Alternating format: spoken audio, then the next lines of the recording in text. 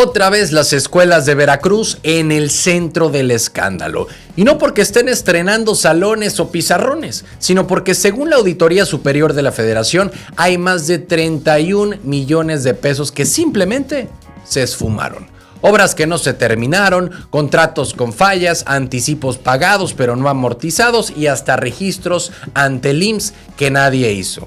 El responsable de todo, el Instituto de Espacios Educativos del Estado de Veracruz, bajo el gobierno de Cuitláhuac García. Y así, lo que era dinero para mejorar escuelas terminó flotando en el limbo. La historia sale directo del primer informe parcial de la cuenta pública 2024. Ahí, la Auditoría Superior de la Federación detectó irregularidades en 13 contratos públicos relacionados con la construcción y mejora de escuelas en el estado. Estos contratos, les cuento que fueron financiados con recursos del Fondo de Aportaciones Múltiples, que por cierto, no es cualquier cosa.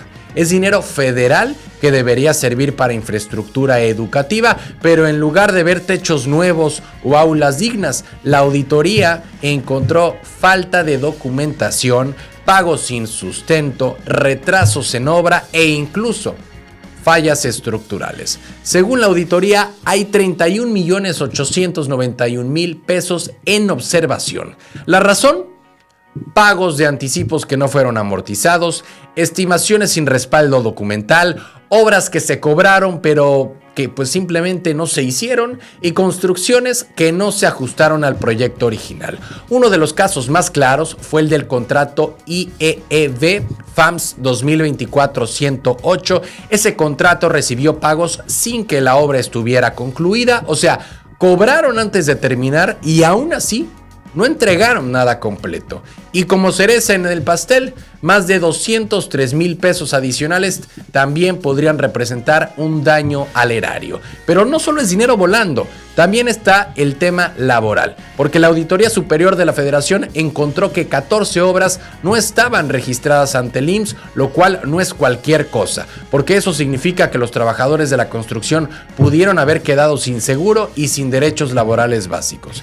Después de la observación, el gobierno de Veracruz logró justificar 12 registros hechos, una obra suspendida y una más con justificación legal. Pero aún así, ese primer error deja ver un problema de control serio, porque todo esto ocurrió bajo la responsabilidad del Instituto de Espacios Educativos del Estado de Veracruz, un organismo que depende de la Secretaría de Educación. Y aunque el nombre no sea muy popular, en los papeles es el que se encarga de garantizar que las escuelas del Estado estén bien construidas, estén bien equipadas y funcionales. Pero al parecer, lo que hicieron fue firmar contratos que no cumplieron plazos, no entregaron en calidad y no justificaron que se gastaron el dinero. Ya la Auditoría Superior de la Federación señala que incluso con la información adicional que les entregó el gobierno de Cuitláhuac García, varias observaciones siguen sin aclararse o quedaron incompletas. Pero por lo pronto, la Auditoría Superior de la Federación ya emitió sus observaciones oficiales, lo que en español simplemente quiere decir: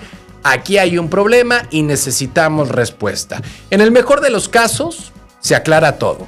En el peor, se comprueba el desfalco y vendrán sanciones administrativas, vendrán denuncias o hasta procesos judiciales. Y lo más triste es que mientras esto ocurre en las oficinas de gobierno, hay escuelas en Veracruz que siguen con techos de lámina, con baños sin agua o salones sin ventiladores. ¿Y por qué importa esto? Porque no estamos hablando de una obra pública más. Estamos hablando de escuelas, estamos hablando de niñas y niños que estudian en condiciones precarias, mientras hay funcionarios que firmaron contratos que nadie supervisó como debía. Más de 31 millones de pesos que pudieron haber cambiado realidades, pero terminaron en la incertidumbre. Y todo esto apenas es la primera parte de la cuenta pública 2024. Faltan más informes, faltan más auditorías y quién sabe cuántas más historias como esta van a seguir saliendo. ¿Cansados de las mismas noticias de siempre? Con los mismos de siempre. Aquí lo contamos sin rollos, directo y diferente. Dale click a la campanita, suscríbete y entérate de lo que de verdad está pasando en Veracruz y en la política. Noticias locales. Ahora, ¿se han preguntado cómo anda el movimiento en el puerto de Veracruz? Porque sí, mientras muchos andan con la cabeza en vacaciones, en el puerto la cosa no va tan bien como se esperaba. Y es que aunque pareciera que todo sigue normal, los números no mienten y todo indica que el movimiento de carga va para abajo comparado con el año pasado.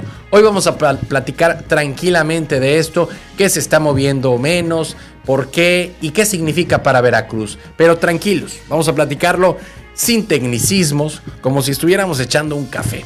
Pero para darnos una idea, solo en mayo se movieron poco más de 2,5 millones de toneladas de mercancía por el puerto de Veracruz.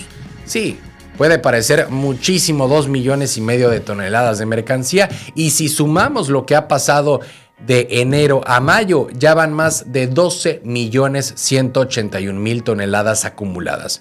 Pero el problema es que si comparamos con el año pasado, ahí es donde viene el bajón. Estamos 11.4% abajo. ¿Y en qué se notó más? Pues principalmente en los vehículos, que siempre son una parte muy fuerte para el puerto de Veracruz. Este año, de enero a mayo, se movieron 483,000 toneladas en autos, un 1.9% menos que en 2024, y donde sí cayó más fuerte la cosa fue en los fluidos no petroleros, los combustibles, aceites y cosas así por el estilo. Ahí la caída fue de casi 34%, se movieron casi 360,000 toneladas, cuando el año pasado fueron más de 540,000. Marco Antonio Sansores, que es el presidente de los agentes aduanales en el puerto, explicó que aunque se han hecho esfuerzos para levantar el movimiento, la estrategia no ha dado los resultados que esperaban.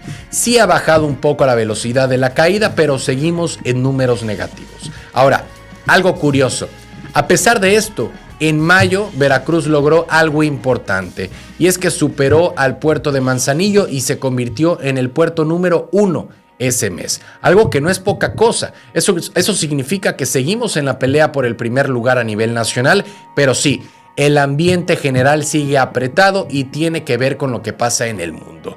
Y muchísimo, porque Sansores dijo que la situación internacional y la volatilidad económica están influyendo directamente. O sea, sí hay menos movimiento de mercancía en general en el mundo, y Veracruz obviamente lo resiente. Además, la economía en México no anda en su mejor momento, hay menos consumo, menos producción, menos importaciones y exportaciones, y todo eso se refleja en el puerto. Es como un termómetro, si la economía se enfría, el puerto también. Otra parte importante del puerto son los contenedores, que traen de todo: ropa, electrónicos, alimentos, maquinaria. Ahí también hubo una baja, porque este año, hasta mayo, se han movido 4 millones de toneladas de carga en contenedores. Parece muchísimo, pero es 4.3% menos que el año pasado. Y sí, puede sonar técnico, pero al final lo que importa es esto: si el puerto se mueve menos, también hay menos chamba para muchos sectores, desde los estibadores hasta los transportistas, pasando por las agencias, bodegas y muchos negocios alrededor. Así que sí, el puerto de Veracruz sigue siendo un gigante, pero hoy camina más lento. La buena noticia es que aunque estamos en baja, Veracruz no ha dejado de pelear por mantenerse en la cima a nivel nacional, y eso dice muchísimo. Ahora lo que toca es seguir buscando estrategias, diversificar lo que se mueve y cruzar los dedos para que la economía levante un poquito, porque cuando el puerto va bien, Veracruz entero lo siente. ¿Cansados de las mismas noticias de siempre? Con los mismos de siempre. Aquí lo contamos sin rollos, directo y diferente. Dale click a la campanita, suscríbete y entérate de lo que de verdad está pasando en Veracruz y en la política.